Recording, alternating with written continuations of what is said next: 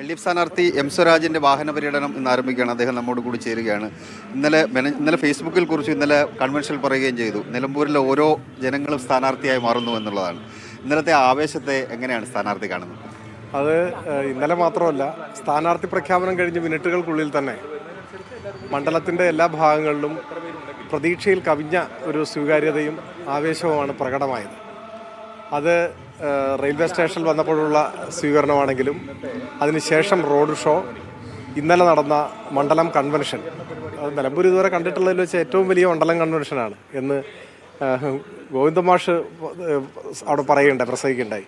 താങ്കൾ വ്യക്തിപരമായി ആരെങ്കിലും അധിക്ഷേപിക്കുന്ന ആളല്ല, അത് ചാനൽ ചർച്ചയിലായാലും എഴുതുമ്പോഴായാലും.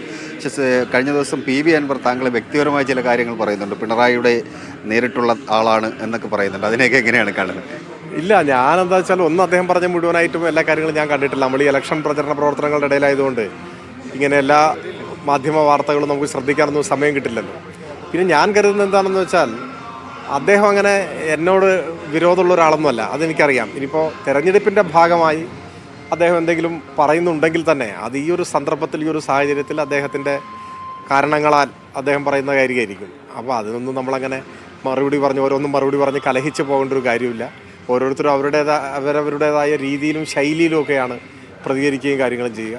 തെരഞ്ഞെടുപ്പ് സമയത്ത് അതൊക്കെ ഒരു സ്പോർട്സ്മാൻ സ്പിരിറ്റോട് കൂടി എടുത്ത് പോകുക എന്ന് മാത്രം. ഞാൻ ഇതിവിടെ ചോദിച്ചിട്ട് അവസാനിപ്പിക്കാം.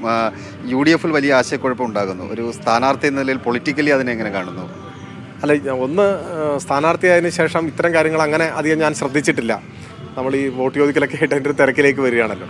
പക്ഷേ ഒരു മത്സരരംഗത്ത് വരുമ്പോഴും എതിരാളികളുടെ ക്യാമ്പിൽ ആശയക്കുഴപ്പമുണ്ട് എന്നത് എന്നെ ആഹ്ലാദിപ്പിക്കുന്ന കാര്യമൊന്നുമല്ല. അതിൽ പ്രതീക്ഷ അർപ്പിച്ചിട്ടല്ല ഞങ്ങൾ മത്സരിക്കുന്നത്. അതിൽ പ്രതീക്ഷ അർപ്പിക്കാനും പാടില്ല. കാരണം നമ്മുടെ മുൻപിൽ എപ്പോഴും ജനങ്ങളുടെ പിന്തുണ നേടാൻ നമ്മുടെ നയപരിപാടികളും നമ്മുടെ വികസന കാഴ്ചപ്പാടുകളും നാം പറയുന്ന രാഷ്ട്രീയവും, അതിലാണ് ഞങ്ങളുടെ വിശ്വാസം, അതാണ് ഞങ്ങൾ ആശ്രയിക്കുന്നത്. മറിച്ച് എതിരാളികളുടെ ക്യാമ്പിൽ വല്ല അഭിപ്രായ വ്യത്യാസം ഉണ്ടെങ്കിൽ അതിൽ പ്രതീക്ഷ അർപ്പിക്കുക എന്ന് പറയുന്നത് നമ്മുടെ കൂടി പാപ്പരത്വമാണ്. ഞങ്ങൾ ആ നിലയിലേക്ക് പോകുന്നില്ല. അങ്ങനെയുള്ള കാര്യം എനിക്ക് അറിയുകയില്ല. ഇനി അങ്ങനെ എന്തെങ്കിലും ഉണ്ടെങ്കിൽ അതൊക്കെ അവർ പരിഹരിച്ച് രാഷ്ട്രീയമായിട്ട് പോരാടാൻ കരുത്ത് നേടട്ടെ എന്ന് നമുക്ക് ആശംസിക്കാം, അത്രയേ പറ്റൂ. അതെ, LDF സ്ഥാനാർത്ഥി എം സ്വരാജാണ് അദ്ദേഹത്തിൻ്റെ തെരഞ്ഞെടുപ്പ് വിശേഷങ്ങൾ പങ്കുവച്ചത്.